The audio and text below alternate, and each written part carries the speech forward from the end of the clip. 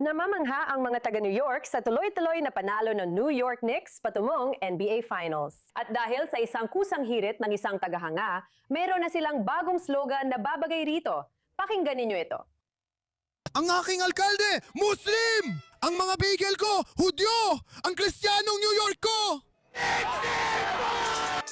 Umulan man o bumaha, siya ay Dior! Ito ang New York! Slogan ito na nagbubuklod sa iba't ibang lahi at sumasalamin sa New York City noon pa man. Kahit hindi nila napanalunan ang serye sa 4 na laro, marami pa rin nagtatanong kung gaano kahudyo ang mga bagel sa New York.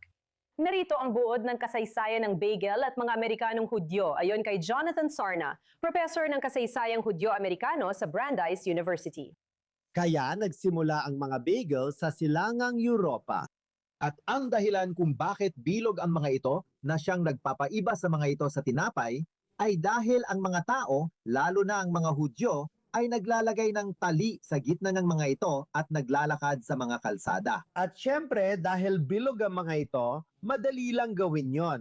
Mas madali silang dalhin kaysa sa pinapay. Dinala ito ng mga Hudyo mula silangang Europa sa Amerika. Noon una, ang mga bagels ay ongalag at mas kahawig ng pretzel. Maliit ang mga ito.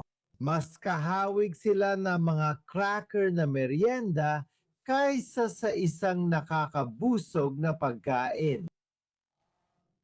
Pero habang tumatagal dito sa Amerika, para mas pinalaki ang mga bagay-bagay. Lahat ay lumalaki at ang mga bagel ay dumaan din sa ganung pagbabago. Malamang may kinalaman ito sa teknolohiya. At noong ika-20 siglo, lalo na sa pagitan ng dalawang digmaan, nakita mong sumikat ang mga bagel una sa New York at pagkatapos ay sa iba pang lugar. Iba-iba ang bagel depende sa lugar. Sa Montreal, iba ang paggawa ng bagel kumpara sa New York. Kaya't ipinagmamalaki ng mga taga New York ang kanilang bagel.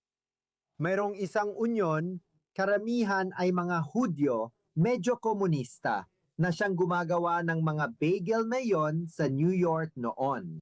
At tulad ng maraming pagkaing etniko, ito ay naiugnay ng mga tao sa komunidad ng mga Hudyo.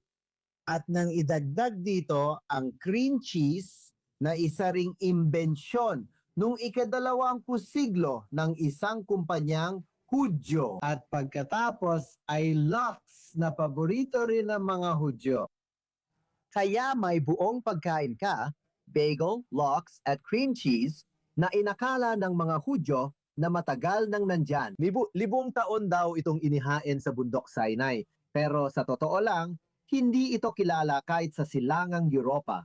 Bagel, lox at cream cheese ay kilala sa Amerika.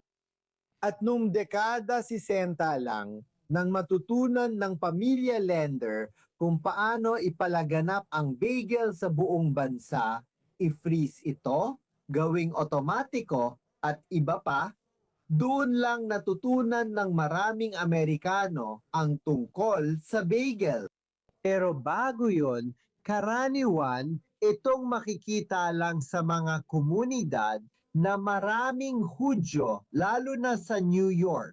Kaya naman may sasay talaga na magkaroon ng ganitong slogan na nag-uugnay ng isang pagkaing etniko na ipinagmamalaki ng komunidad ng mga Hudyo sa New York sa iba pang mga bagay na nagpapakilala sa New York kumpara sa ibang lugar.